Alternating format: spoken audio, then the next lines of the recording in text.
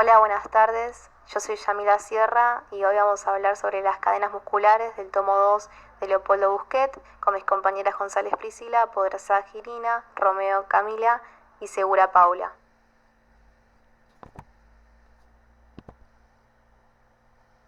Las leyes que rigen la organización del cuerpo humano son las de comodidad, economía y equilibrio. Y la estática busca ser cómoda y económica.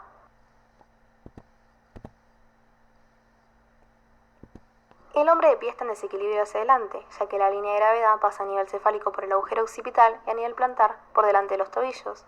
Esto nos da dos ventajas: mayor seguridad, ya que el desequilibrio se gestiona más fácilmente al tener nuestros pies y ojos dirigidos hacia adelante, y en segundo lugar, este desequilibrio soluciona el problema de la inercia de masas cuando iniciamos la marcha. El apoyo anterior que buscamos tiene que ser plástico para adaptarse a los movimientos. Esto se soluciona con el apoyo hidroneumático, en el cual el diafragma cumple un papel muy importante. A nivel del diafragma se alcanzan todas las cadenas musculares, ya que el centro frénico es una encrucijada donde se interconectan todas las cadenas musculares. Para poder organizar el movimiento necesitamos que el funcionamiento de las cadenas musculares sea la coordinación de todas las partes del cuerpo en funcionamiento global para asegurar la reequilibración alrededor de la línea de gravedad. Esto sería el principio de globalidad. Las unidades funcionales son 7. Una central, el tronco, 4 periféricas, miembros superiores e inferiores, una superior, cabeza y cuello, y una periférica de la cabeza, que es la mandíbula. Todas estas pueden estar comunicadas entre sí por los músculos de relevo. Las unidades funcionales tienen que autogestionar sus problemas. Antes de recurrir a la autocompensación global, las unidades funcionales vecinas tienen que ayudar a aquellas que no pueden resolver los problemas. Existe una jerarquía entre las vías de comunicación ascendentes y descendentes. No hace falta que todas las interferencias periféricas asciendan hasta el cráneo. En el plano sagital podemos observar en la columna vertebral curvaturas con convexidad anterior o lordosis y curvaturas con concavidad anterior o cifosis. De la cabeza a los pies tenemos cifosis craneana, dorsal, sacra y del talón, y lordosis cervical, lumbar, de la rodilla y del pie. Debido a las estructuras que presentan anteriormente, las cifosis no están hechas para moverse. Su función es la de proteger. Pueden ser zonas de fijeza para las cadenas musculares y generar movimiento en las lordosis. Sin embargo, tienen problemas con la vascularización. Esto se resuelve con los distintos diafragmas, pélvico, torácico, craneal, que dinamizan la circulación en estos niveles. En cambio, las lordosis sí están hechas para moverse gracias a las cadenas musculares, que son la estática posterior, de flexión, de extensión, cruzada anterior o de cierre y cruzada posterior o de apertura. En los capítulos anteriores hemos visto cómo el hombre asumía la función estática sin la solicitación de los músculos, la función de equilibración por los músculos en el plano profundo y medio y la función dinámica por las cadenas musculares. Al margen del movimiento, las cadenas musculares no se deben forzar para no perturbar así la estática. Cuando nos preguntamos por qué un músculo acepta trabajar de manera constante mientras que su fisiología no lo predispone a ello, la respuesta es muy simple. Cualquier problema álgico modificará la estática y solicitará a los músculos para crear una compensación antálgica cómoda, dándose así como prioridad la comodidad, invirtiéndose las tres leyes: economía, equilibrio y comodidad. La prioridad, entonces, como dijimos, es la comodidad. Para ello se pagará por la solicitación de músculos a fin de obtener una actitud antálgica menos económica. Se producirán contracciones primarias. Además, se solicitarán otros músculos para reequilibrar al sujeto globalmente, produciéndose así contracciones secundarias. Las cadenas musculares representan circuitos continuos en la dirección y el plano, a través de los cuales se propagan las fuerzas organizadoras del cuerpo y se tejen los esquemas de compensación. Por otra parte, la adaptación de la programación de las cadenas musculares puede ser permanente o pasajera, ya que el fortalecimiento permanente de una cadena muscular modificará la estática y posteriormente ocasionará deformaciones. En cuanto a las vísceras, lo que sucede es que cuando haya algún problema que afecte a alguna de ellas, estas van a modificar el funcionamiento de las cadenas musculares y lo van a hacer mediante dos programas. El primero, denominado despliegue visceral, y el segundo, repliegue visceral. En el caso de despliegue visceral nos referimos a un programa en el que el continente se despliega para dispersar el aumento de las presiones internas, manteniendo un equilibrio cómodo. Este sistema valora la lordosis y las cadenas musculares van en sentido de la dispersión, favoreciendo la extensión y determinando una estática posterior. En cambio, en el repliegue visceral, el continente se enrollará sobre el contenido para hacer que el continente ciña al contenido y recrear las presiones internas hasta el equilibrio. Este sistema valora la sifosis y la organización de las cadenas musculares favorecen la flexión y la estática anterior. En el despliegue abdominal, las compensaciones se van a dar para evitar apoyarse sobre la zona congestionada en busca de la comodidad. En este caso, se puede ver cómo hay una elevación del diafragma y del tórax, una anteversión de la pelvis y una relajación de la tonicidad abdominal, que va a tener como finalidad el aumento de esta cavidad. Y en el caso del repliegue, las compensaciones se pueden dar, por ejemplo, en casos de gastritis o apendicitis, entre otros, y se puede ver cómo hay un descenso del diafragma y del tórax, una retroversión de la pelvis y un aumento en la tonicidad abdominal, que va a tener como finalidad la disminución de dicha cavidad. El despliegue torácico se va a dar, por ejemplo, en caso de hipertrofia cardíaca o edema pulmonar. Se puede distinguir en este caso una elevación de la parte torácica superior, un descenso del diafragma, un enderezamiento dorsal y una apertura torácica. Todo esto va a tener como finalidad el aumento del volumen de dicha cavidad.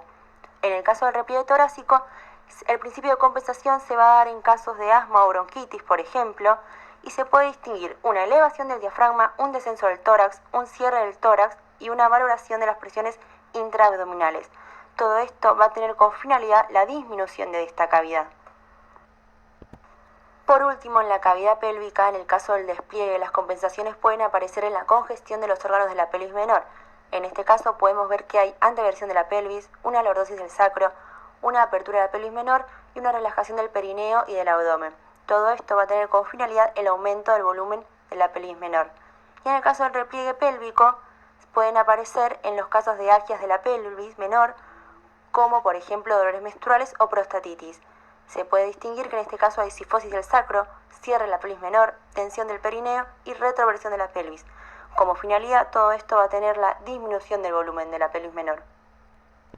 Lógicamente, debido a las modificaciones de las presiones en la relación continente-contenido, van a surgir diversas modificaciones de la forma. Veamos algunos ejemplos. En el despliegue abdominal podemos ver que hay hundimiento submamario y alerosis de Gao. Y en el repliegue vamos a ver, por ejemplo, un tórax plano. En el caso del despliegue torácico vamos a ver, por ejemplo, un tórax en tónel y en el repliegue un tórax en quilla. Y por último, en el despliegue de la cavidad pélvica podemos distinguir una lordosis sacra y en el caso del repliegue una sifosis sacra. La lordosis y la sifosis primaria son curvaturas que se generan por dos causas, por un problema vertebral o un problema visceral. Si el problema es vertebral, no va a influir demasiado en la estática, y si el problema es visceral, va a ser más dañino porque se instala sin dolor como una búsqueda a la comodidad. El problema visceral puede ser de dos tipos: de tipo plenitud, que es de dilatación, que va a corresponder a una lordosis, y de tipo vacío o espasmo, que corresponde a una sifosis. Tanto la lordosis como la sifosis van a tener variaciones. Las variaciones son de nivel, dependiendo de la altura del problema, si es torácico, abdominal o pélvico; de grado, según la intensidad del problema; de amplitud, según los niveles que abarca. Las dos van a presentar contracurvaturas secundarias que van a ser a la inversa. La lordosis va a tener una curvatura secundaria a una sifosis y la sifosis al revés, y las dos van a buscar reequilibrar la curvatura principal. Acá en esta imagen se puede ver cómo los tres niveles van a responder con adaptaciones de las cadenas musculares. Se puede producir un repliegue visceral o un despliegue visceral. En el repliegue va a actuar la cadena de flexión provocando una sifosis y un cierre, y en el despliegue va a actuar la cadena de extensión provocando una lordosis y una apertura. En ambos casos, si es necesario, van a actuar las cadenas cruzadas anteriores y posteriores. Las escoliosis pueden tener 4 orígenes: el origen craneal, visceral, neurológico o vertebral. Las que son de origen craneal, el problema se encuentra en la base del cráneo y esto va a generar grandes curvaturas en la columna. Las de origen neurológico no se puede intervenir en el origen y el tratamiento va a ser a través de las cadenas musculares buscando mejorar la estática. Las que son de origen vertebral van a ser pequeñas curvaturas en los 3 niveles y van a generar deformaciones localizadas. Por último, las de origen visceral pueden ser una lordosis o una cifosis. Las que son lordosis, esta va a estar orientada hacia el órgano diana y van a ser de tipo plenitud de dilatación. Y la concavidad va a estar opuesta al órgano diana generándose una extensión. Y las que son de tipo vacío o espasmo van a generar una cifosis orientada hacia el órgano diana generando una flexión y una concavidad hacia el órgano diana. Acá tenemos un ejemplo de una escoliosis visceral plenitud, en este caso es una hepática, por lo tanto se va a generar una curvatura lordótica. También como consecuencia vamos a tener la extensión, la concavidad izquierda y la rotación derecha. Entonces el cuerpo va a generar contracurvaturas que serían la flexión y la inclinación derecha. En la imagen vemos la curvatura principal que es la lordosis con la flecha negra y las otras dos son las contracurvaturas. Como medios adoptados, el cuerpo va a optar por la elevación de la hemicúpula diafragmática derecha, que va a quedar en posición de expiración y la función respiratoria va a estar un poco inhibida, la elevación del hemitórax derecho, lo que va a generar la lordosis, y la relajación de los músculos abdominales que van a buscar una descompresión hepática. Acá tenemos otro ejemplo de una escoliosis visceral, en este caso es cardíaca de tipo vacío y la curvatura principal va a ser una cifosis. Como otras consecuencias se van a generar una flexión, una inclinación y rotación izquierda y el cuerpo va a adoptar como contracurvaturas una extensión y concavidad derecha. Los medios adoptados van a ser el descenso del hemitórax izquierdo, lo que va a generar la cifosis del nivel cardíaco y el tórax se va a cerrar por las cadenas de flexión y las cadenas cruzadas, comprimiendo los paquetes vasculonerviosos intercostales izquierdos. También se va a producir la elevación de la hemicúpula diafragmática izquierda, lo que va a impedir la inspiración y se puede llegar a generar una tos cardíaca. Y por último, se van a tensionar los músculos abdominales izquierdos, lo que van a aumentar la presión intraabdominal cerrando el hemitórax. Por último, tenemos los test de flexión y extensión, que los dos van a evidenciar la curvatura primaria. Esta curvatura, todas las que vimos, se van a originar buscando una comodidad. El test que está arriba es el de flexión y el que está abajo es el de extensión. Los dos van a permitir identificar la cualidad del problema, que distingue entre si es una cifosis o una lordosis, la localización, que es hacia dónde va la curvatura, el nivel, si es torácico, abdominal o pélvico, el grado, que es la intensidad, o la amplitud según los niveles que abarque.